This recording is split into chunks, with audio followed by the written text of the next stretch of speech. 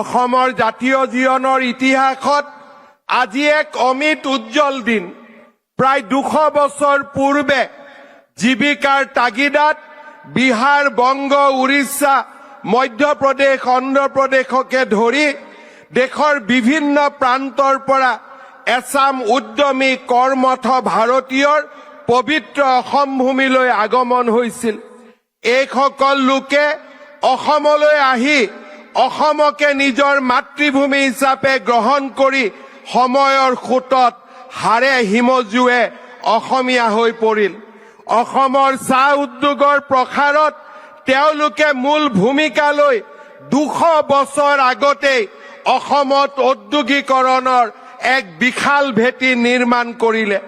বৃহত্তৰ অসমীয়া জাতি গঠন প্ৰক্ৰিয়াত অমূল্য অৱদান আগবঢ়াই কলা সংস্কৃতি ৰীতি নীতিৰে অসমৰ চাহ বাগিচা আৰু আদিবাসী সম্প্ৰদায়ৰ লোকসকলে অসমীয়া জাতিক সমৃদ্ধ কৰিলে। কালক্ৰমত তেওঁলোকে চাহ জনগোষ্ঠী আদিবাসী হৈ পৰিল।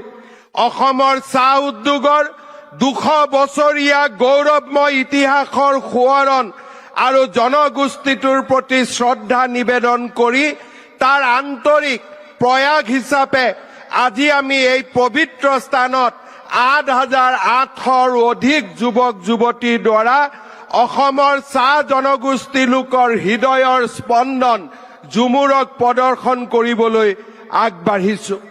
শ্ৰদ্ধাৰ ৰাইজ, আজি আমি গৌৰৱেৰে সৈতে মনত পেলাম যে অসমৰ সংস্কৃতি আৰু অসমৰ কলা কৃষ্টিলৈ আমাৰ চাহ বাগিচা আৰু আদিবাসী লোকৰ সমৃদ্ধ বৰঙণি।